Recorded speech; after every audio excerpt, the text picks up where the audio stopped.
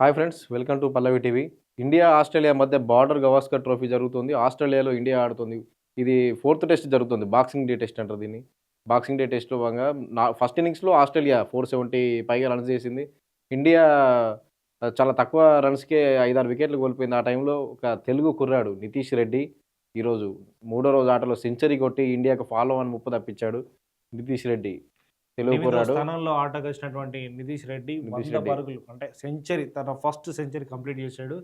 అట్లా కాకుండా కష్టాల్లో ఉన్న టీమ్‌ను ఆదుకొని ఫాలో ఆన్ ముప్పు యాక్చువల్‌గా అంతకుముందు టెస్ట్‌లో కూడా ఇండియా ఫాలో ఆన్ ముప్పులు చాలా సార్లు వచ్చింది.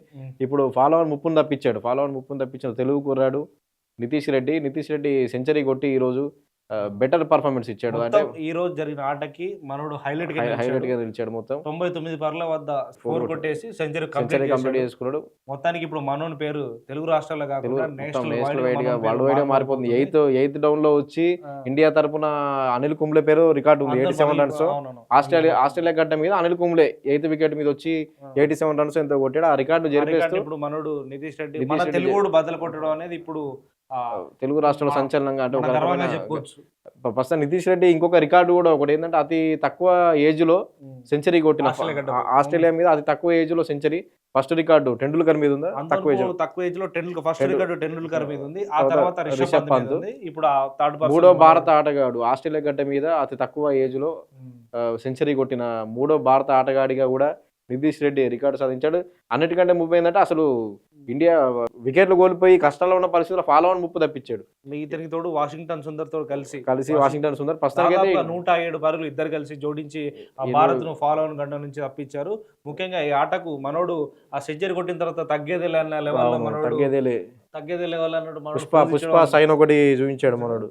పుష్ప మేనరిజం తో సెంచరీ అయిపోయిన తర్వాత తగ్గేది. ఇది కూడా సోషల్ మీడియాలో ట్రెండ్ అవుతుంది, ఫుల్ వైరల్ అవుతుంది. పుష్ప 2 సినిమా ఆల్రెడీ థియేటర్ లో రన్నింగ్ లో ఉంది. పుష్ప 2 మీద ఇప్పుడు అంతా నడుస్తుంది. వాడు ఆస్ట్రేలియా గడ్డ మీద సెంచరీ కొట్టి తెలుగు కుర్రాడు నితీష్ రెడ్డి తగ్గేదిలే అంటే ఒక సైన్ చూపించాడు. మామూలుగా ఆస్ట్రేలియా గడ్డ పైన ఆస్ట్రేలియా బౌలర్ ఆడాలంటే అంత విషయం కాదు.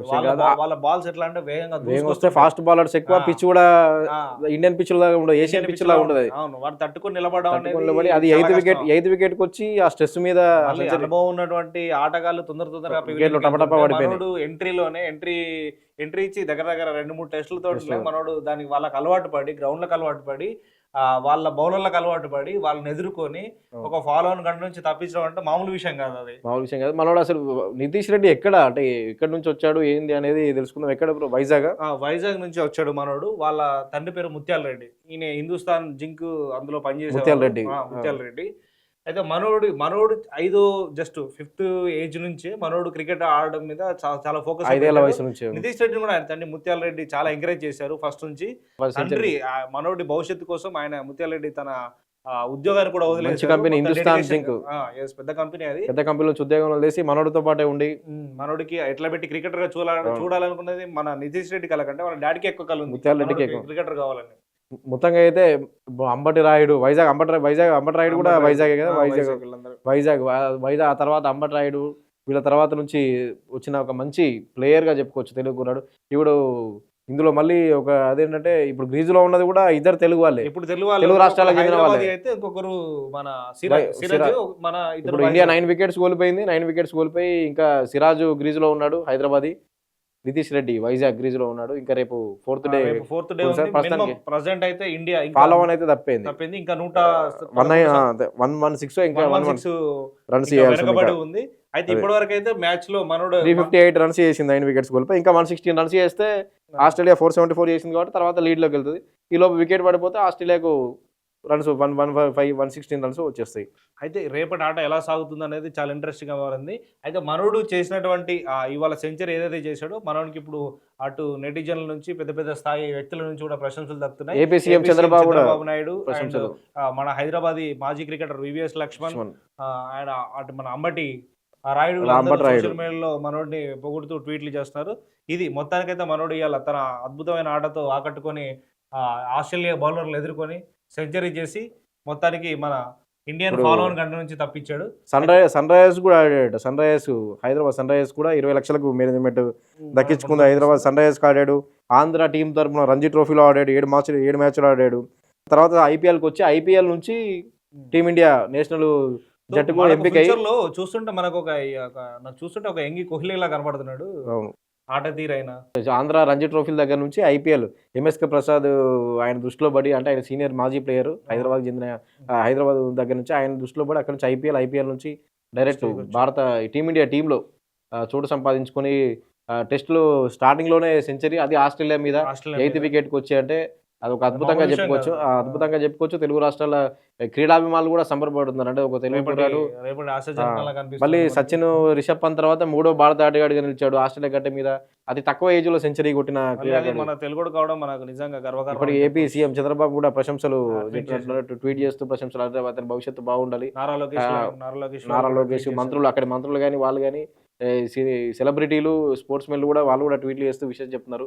నితీష్ రెడ్డి సైన్ నుండి సెంచరీ కొట్టిన తర్వాత తగ్గేదేలే అంటూ పుష్ప సైన్ ఒకటి ఇచ్చాడు. మళ్ళీ ఇది కూడా, ఈ ఫోటో కూడా ఫోటో కూడా అంతే వైరల్ అయిపోతుంది.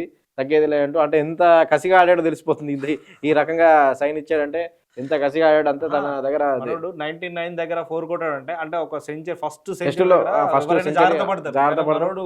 మరి టెస్ట్ మ్యాచ్ మళ్ళీ అందులో టెస్ట్ లో హిట్టింగ్ షాట్స్ కు ప్రయత్నించారు మనోడు. ఒక సేవాగ్, అప్పట్లో సేవాగ్ చేసేవాడు ఇలాంటివి హిట్టింగ్. 294 దగ్గర 300 దగ్గరలో ఉన్నప్పుడు 4-6 కొట్టడం, ఇట్లాంటివన్నీ సేవాగ్ చేసేవాడు. కానీ 99 అంటే మొదటి సెంచరీ టెస్టుల్లో మొదటి సెంచరీ దగ్గర ఉన్న 99 దగ్గర 4 కొట్టి, అది అందుకే ఇలాంటి సైన్ ఇచ్చాడు మనకు, సింబల్ చూపిస్తూ తగ్గేదేలే అంటూ.